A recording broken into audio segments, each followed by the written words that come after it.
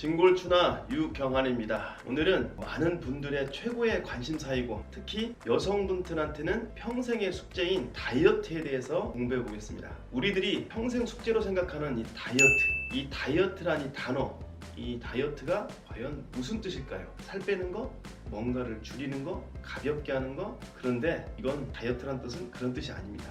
다이어트의 뜻은 바로 올바른 식습관입니다.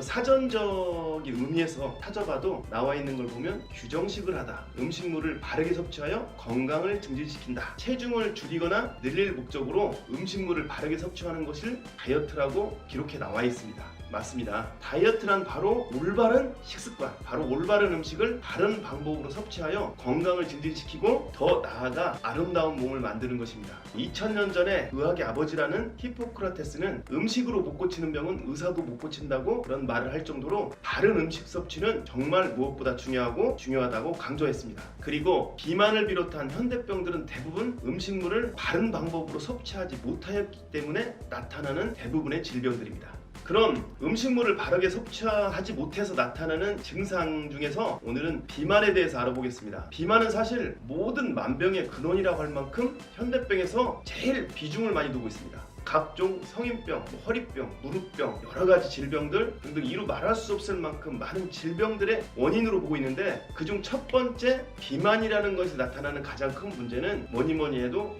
외모에 대한 컴플렉스가 아닐까 싶습니다. 먹는 것도 별로 많지도 않고 굉장히 노력을 많이 하는데도 불구하고 체중이 줄지 않고 오히려 시간이 갈수록 체중이 늘어나고 물만 먹어도 살이 찐다고 하고 나중에는 자포자기를 해서 남들과 대인 기피를 하는 그런 지경에 이르기도 됩니다. 둘째는 각종 성인병입니다. 고혈압, 당뇨, 고지혈증, 심장질환 등등 주로 비만한 사람들한테 나타나는 병증이기 때문에 각종 성인병의 원인을 비만으로 꼽는 것입니다. 세 번째는 비만해지면은 각종 뼈 마디마디, 어깨, 무릎, 특히 무릎, 허리 그런 근골격계 질환들이 굉장히 크게 나타납니다. 성인병으로 인하여 관절 마디마디에 류마티스성 염증, 관절의 변형, 과체중에 인해서 허리와 무릎이 굉장한 과부하를 받기 때문에 통증에 시달리게 되고 이게 여러 가지 근골격계들이 고장이 나게 됩니다. 더 많은 증상들이 있으나 대표적으로 우선 세 가지만 봐도 우리 삶에 엄청나게 많은 고통을 안겨주는 그런 질병이 바로 비만입니다.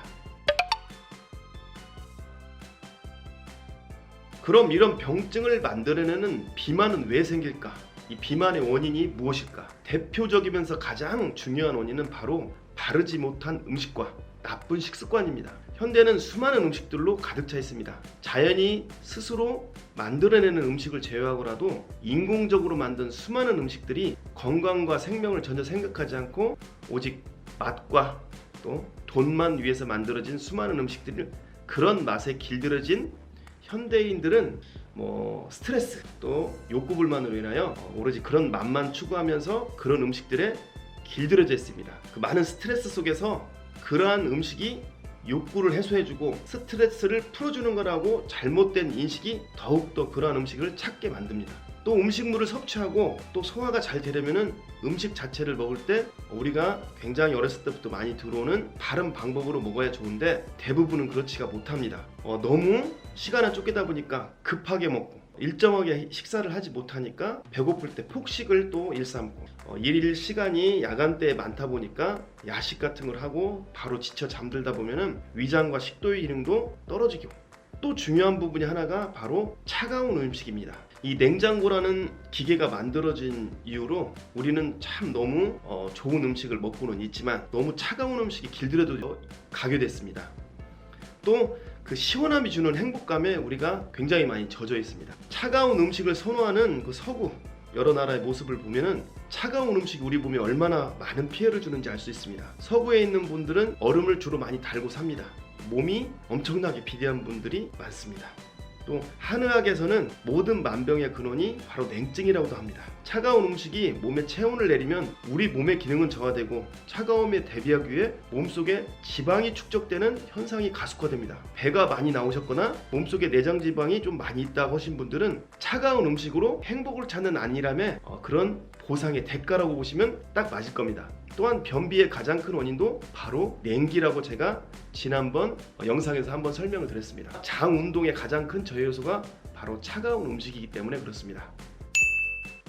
자, 그럼 우리들의 영원한 숙제인 비만, 이 비만은 척추와 골반을 교정해서도 충분히 개선이 됩니다. 하지만 오늘은 우리가 바른 식습관만으로 쉽고 정확하게 좋아지는 그런 방법에 대해서, 그 부분에 대해서만 공부해 보겠습니다. 자, 첫 번째 방법 중에 수분 섭취의 방법입니다. 물을 얼만큼 먹느냐는 중요하지가 않습니다. 하지만 너무 일부러 몸에 좋다고 과하게 먹는 물은 권장하지 않습니다. 별로 건강에 도움이 되지 않고 오히려 비만하는 현상으로 가게 될 수도 있습니다. 그리고 물 마시는 시간대는 오전과 오후에는 스스로가 원하는 양만큼 먹어도 됩니다. 단 물은 항상 내 체온보다 높은 온도의 물을 마셔줘야 됩니다. 이건 필수입니다. 또 한 가지 더 명심해야 할 것은 저녁 식사 후에는 되도록이면 물은 특별한 거 제외하고는 안 먹는 게 좋습니다.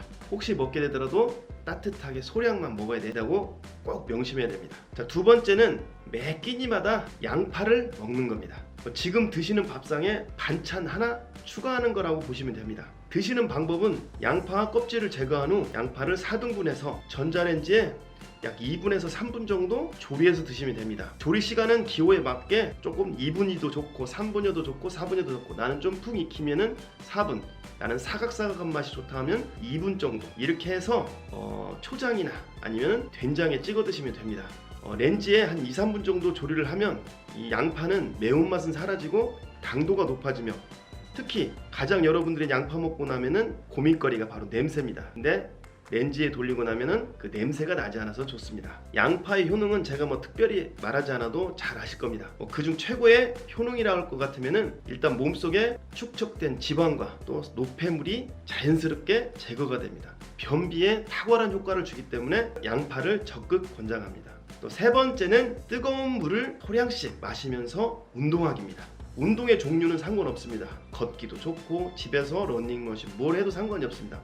시간도 10분 이상만 해주면 충분하다고 봅니다. 물론 자기 체력에 맞게 조금 더 해도 더 좋겠지요. 운동하는 방법은 먼저 운동을 시작하기 전에 약간 뜨거운 물, 한 50도 이상의 물을 소주잔 반컵 정도로 마시고 운동을 시작합니다. 그러면 먼저 몸에 열기가 훅 올라오게 됩니다. 그리고 운동화는 한 3분이나 5분 사이 중간중간에 아까 먹었던 그 양만큼 소주컵 반컵 정도의 물을 마시면서 또 운동을 하고, 그러면서 간격별로 뜨거운 물을 마시면서 운동을 하고, 운동이 끝난 후에는 또 약간의 그 정도의 물을 마시고 마무리를 합니다. 이런 식으로 뜨거운 물을 마시면서 하는 운동의 효과는 그냥 하는 운동에 비해서 적게는 3배, 많게는 7, 8배까지의 그 이상의 효과를 충분히 기대할 수 있습니다. 네 번째는 정말 중요한 방법, 바로 음식을 먹는 방법입니다. 자, 우리가 식사를 할 때 이제는 여러분들 숟가락을 쓰지 않는 겁니다. 숟가락을 쓰지 않는 젓가락만 가지고 하는 식사입니다.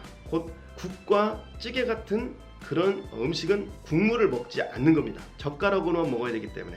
또 식사 중에는 되도록이면 물을 드시지 말고, 물론 너무 힘들다면 숟가락으로 한 숟가락 정도의 물은 떠먹을 수 있지만 마시는 물은 삼가하고 식후 한 90분 정도 지나서 물을 드시는 게, 그것도 따뜻한 물을 드시는 게 가장 좋습니다.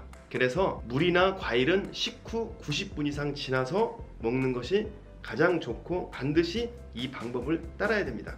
또 우리가 보통 식사를 할 때 항상 행동과 생각이 딴 곳에 가 있기 때문에 여러분들은 식사하는 동안 젓가락을 들고 있으면 먹으면서 깨물면서를 계속 반복합니다. 이렇게 되면은 음식이 제대로 저작이 되지 않고 또 소화력도 저하됩니다. 그래서 식사는 가장 젓가락질하는 방법, 먼저 입에 음식, 밥과 여러가지 반찬을 입에 넣고 나면은 젓가락을 바닥에 탁 내려놓습니다. 그리고 난 다음에 그것을 천천히 꼭꼭 씹어서 음식물이 다 입속으로 넘어가고 난 다음에 입속이 텅 비었을 때 다시 젓가락을 짚고 음식을 다시 먹습니다. 이러한 방법으로 자꾸 하다 보면 나중에 음식을 꼭꼭 씹어서 천천히 먹는 습관이 자연스럽게 길들여지게 됩니다.